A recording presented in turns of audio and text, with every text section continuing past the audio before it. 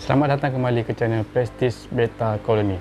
Okey, ini adalah sambungan kepada siri yang pertama yang saya telah buat dalam video yang sebelum ini mengenai sejarah ikan laga ataupun ikan beta. Okey, untuk tidak membuang masa, apa kata kita terus layan siri kedua sambungan kepada cerita sejarah ikan laga.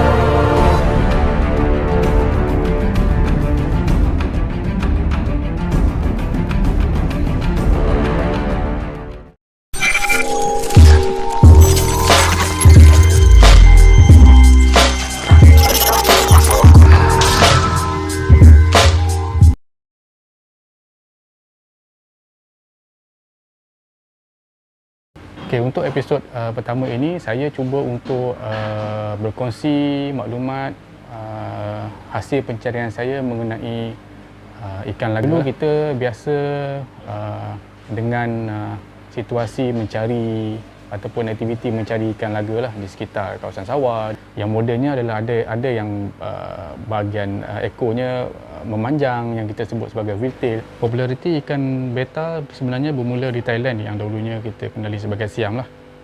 Lebih kurang 150 tahun yang lalu. Sebenarnya di negara kita pun ada ikan laga liar ni kan, yang ditemui di banyak kawasan di seluruh negara, khususnya di kawasan-kawasan sawah padi dan juga di paya.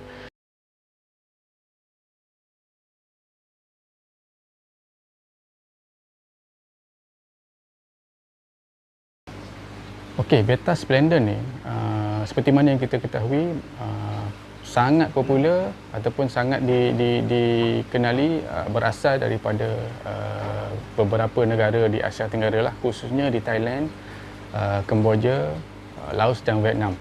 Bagaimanapun ikan ini juga spesies ikan laga liar ni juga boleh didapati di negara kita, di Malaysia, di Indonesia dan juga di Filipina lah.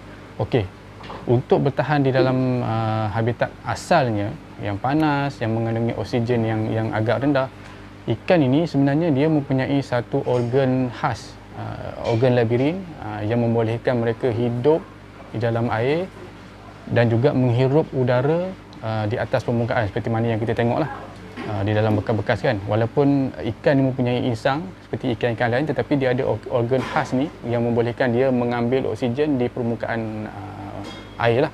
Okey, disebabkan kemampuan ikan ni yang mungkin lain sikit daripada ikan-ikan yang lain, ikan-ikan hiasan yang lain, ramai orang percaya bahawa ikan ini dia mampu hidup di dalam kawasan ataupun bekas yang lebih kecil lah berbanding dengan tempat liar yang luas, disebabkan oleh organ khas tadi.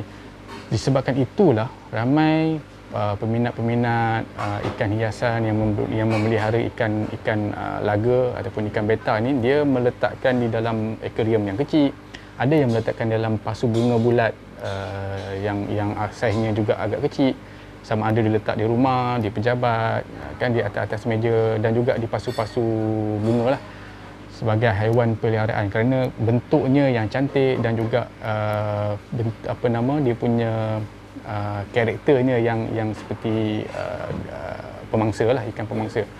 Tetapi sebenarnya ikan laga ni sepatutnya disimpan di ruang yang lebih luas dan dalam kadar suhu air di antara 76 darjah hingga 84 darjah Fahrenheit lah.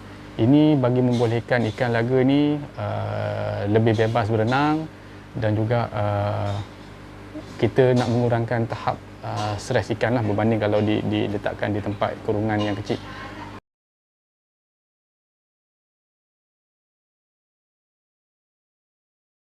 Ikan laga ni kalau yang disimpan di bekas-bekas yang kecil seperti mana di rumah kita, ada di antaranya yang mudah diserang penyakit. Kerana apa? Kerana suhu di tempat kurungan tu mungkin rendah, ataupun pada musim-musim hujan, ikan ini lebih mudah diserang penyakit lah, kerana suhunya yang mungkin agak sejuk berbanding keadaan yang sepatutnya lah.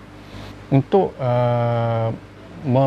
kita kata menghasilkan keadaan yang mungkin seakan tempat hidupan liar dia, kita disarankan untuk meletakkan tumbuhan-tumbuhan air lah di kawasan, di dalam bekas kurungan. Okay. Untuk nombor satu adalah untuk menjadikan dia biasa seolah-olah dia duduk di tempat liar. Dan juga nombor dua adalah kita nak mengelak daripada ikan ni melompat keluar. Kerana bila ada pokok-pokok ni mungkin dia menghalang ikan ni daripada terus melompat lah. Okey. Kenapa ikan ni melompat? Itu adalah satu faktor yang lain. Antaranya adalah bila ikan ni sepatutnya dia sepatutnya dia letakkan di tempat yang lebih besar. Bila kita letak tempat yang kecil, dia cuba nalurinya untuk cuba mencari tempat yang lebih besar. Disebabkan itu dia cuba untuk melompat keluar daripada kurungan kecil tu untuk mencari ruang yang lebih besar lah untuk dia hidup.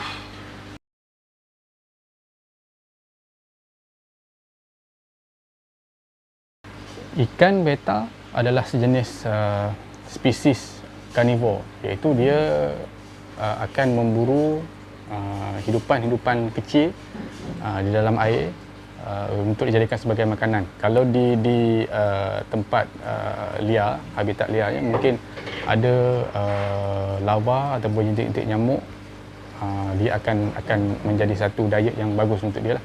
Okey, di dalam aquarium pula, ramai di antara kita yang cuba untuk memberi makan ataupun menyediakan diet seperti mana di tempat liar dengan meletakkan jentik-jentik nyamuk, dan sebagai alternatifnya adalah kita mencari hidup yang lain seperti cacing darah dan juga mikroorganisma yang hidup yang kita kenali sebagai Artemia ataupun Dapnia mana.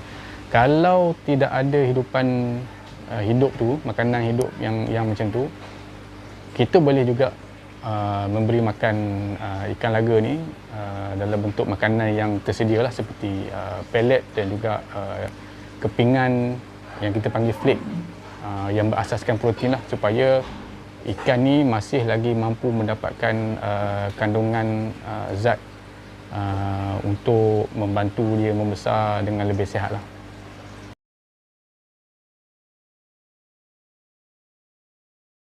Okay, sama anda ada baru memulakan hobi memelihara ikan laga, ataupun anda sememangnya seorang peminat untuk memelihara ikan-ikan hiasan. Sebenarnya ikan laga ataupun ikan beta ni adalah satu haiwan peliharaan yang sangat menarik untuk kita jaga, dan ia sesuai untuk semua peringkat umur, sama ada daripada yang kecil ataupun sehingga kepada orang dewasa dan juga orang yang berusia lah.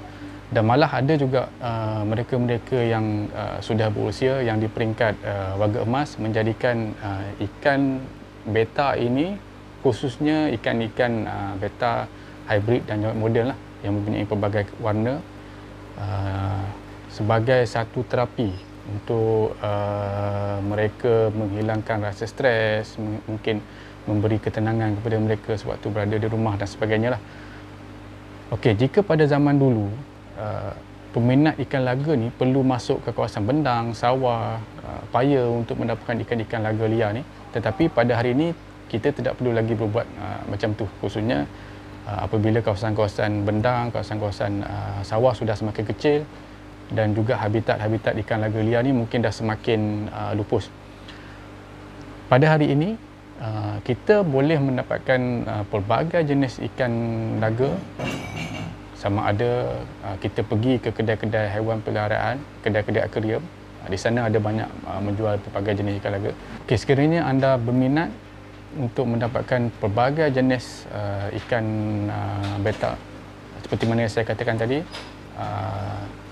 kita boleh mendapatkannya dengan mudah dengan melayari pelbagai laman web, laman sosial yang ada di negara kita lah, yang dibuat, yang ditawarkan oleh penjual dan juga peternak, sama ada melalui Facebook, Telegram, grup-grup WhatsApp dan pelbagai lagi lah.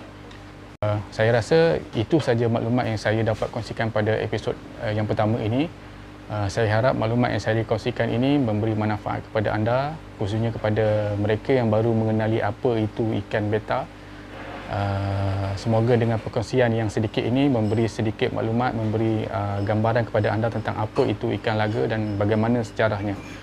Dan bagi kepada mereka yang lebih orang kata berpengalaman, yang mempunyai maklumat yang lebih banyak mengenai ikan laga ni, mungkin anda boleh kongsikan dengan saya dan juga rakan-rakan kita yang lain tentang apa lagi maklumat, apa lagi perkara yang kita perlu tahu tentang ikan laga, khususnya ikan laga yang datang, yang berasal daripada negara kita sendirilah. Okey, sekiranya anda mempunyai cadangan, pandangan ataupun komen yang membina, apa kata anda letakkan di ruangan komen di bawah supaya saya dapat menghasilkan video-video yang lebih berinformatif untuk dikongsi dengan korang semua pada masa akan datang.